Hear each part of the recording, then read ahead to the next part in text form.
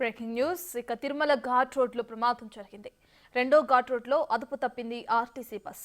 ఇక RTC bus కొండను ఢీకొంది. బస్సులో ప్రయాణిస్తున్న పలువురు భక్తులు, టీటీడీ ఉద్యోగులకు గాయాలయ్యాయి. గాయపడిన వారిని వెంటనే ఆసుపత్రికి తరలించారు.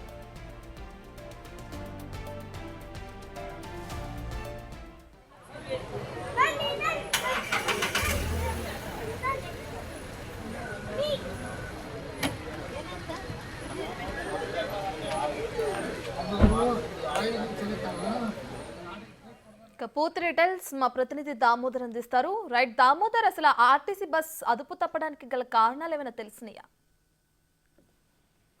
రత్న ఏదైతే వేగంగా మలుపు తిప్పుతున్న సమయంలో ఆర్టీసీ బస్సు అదుపు తప్పి పిట్టగోడను ఏదైతే రక్షణ గోడను ఢీకొన్న సందర్భంగా ఈ ప్రమాదం చోటు చేసుకుంది.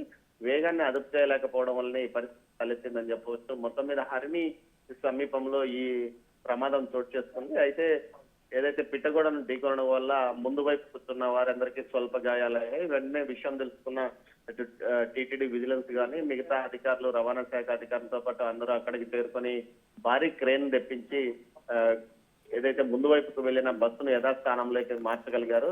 ఈ సమయానికి సుమారు గంట పాటు సమయం పట్టింది. దీంతో సుమారు 1.5 కిలోమీటర్ల మేర ఘాట్ రోడ్ లో ట్రాఫిక్ జామ్ అయిన పరిస్థితి. మొత్తం మీద స్వల్ప గాయాలతో ఉన్న వారిని తిరుపతిలోని రుయా ఆసుపత్రికి, అదేవిధంగా స్విమ్స్ ఆసుపత్రికి తరలించే వారికి చికిత్స అందించారు. ఒక 4 కొంత రక్త గాయాలయ్యాయి. మిగతా వారికి అంతా స్వల్ప గాయాలుగానే అయ్యాయంటూ కూడా అధికారులు చెప్తున్న పరిస్థితి. మొత్తం మీద చూస్తే ఈ మధ్య ఆర్టీసీ బస్సుల్లో కంట్రోల్ లేకపోవడము, అదేవిధంగా ఆర్టీసీ బస్సులు పాతవి కావడం వల్ల ఈ పరిస్థితి తలెత్తిందని డ్రైవర్లు చెప్తున్నారు. ఈ పరిస్థితుల్లో నూతన బస్సులను కొనుగోలు చేసి కేవలం ఘాట్ రోడ్డు వరకైనా నూతన బస్సులు కొనుగోలు చేయాలని డ్రైవర్లు చెప్తున్న పరిస్థితి కనిపిస్తుంది. మరోవైపు ఈ వేగంగా వెళ్ళకపోతే మరింత ఇబ్బందిగా ఉంటుంది. ఎక్కే పరిస్థితుల్లో కూడా ఇబ్బందిగా ఉండడం వల్లే వేగాన్ని మెయింటైన్ చేయాల్సి వస్తుంది. ఈ పరిస్థితుల్లోనే ఈ ప్రమాదం చోటు చేసుకుందని డ్రైవర్లు చెప్తున్నారు. డ్రైవర్ కూడా గాయాలయ్యాయి. పట్న రైట్ దామోదర్, ఏదైనా ప్రాణ నష్టం ఏమైనా జరిగిందా? పట్న కేవలం డ్రైవర్ చాలా కంట్రోల్ చేయగలిగాడు కాబట్టి సుమారు 50-60 మంది ప్రాణాలు నిలుపుకోగలిగారని చెప్పవచ్చు. లేకపోతే పిట్టగోడ నుంచి కిందికి దూకి ఉంటే లోయలోకి పడే పరిస్థితి ఉండేది.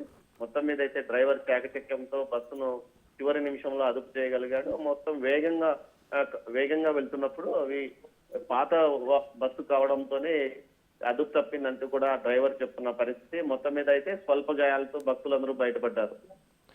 రైట్ దామోదర్, అయితే ఎంతమందిని హాస్పిటల్లో జాయిన్ చేయడం జరిగింది, ఎంతమందికి గాయాలు అవడం జరిగింది, దానికి సంబంధించిన డీటెయిల్స్ ఏమైనా తెలుసు? ముందు 4 సీట్లలో కూర్చున్న 8 మందిని పైగా రుయా ఆసుపత్రికి తరలించారు. వారిలో కొందరికి 4 మాత్రమే కొంత రక్తగాయాలయ్యాయి. మిగతా వారికి అందరికీ వీపుకు, ఛాతికి గుద్దుకోవడం వల్ల గాయాలు, కొంత దెబ్బలు తగిలినాయని చెప్తున్నారు. మొత్తం మీద చూస్తే ఏదైతే డ్రైవర్ చాకచక్యంతో పాటు అదుపు తప్పిన బస్సును చివరి నిమిషంలో కంట్రోల్ చేయడం వల్లనే పెను ప్రమాదం తప్పింది.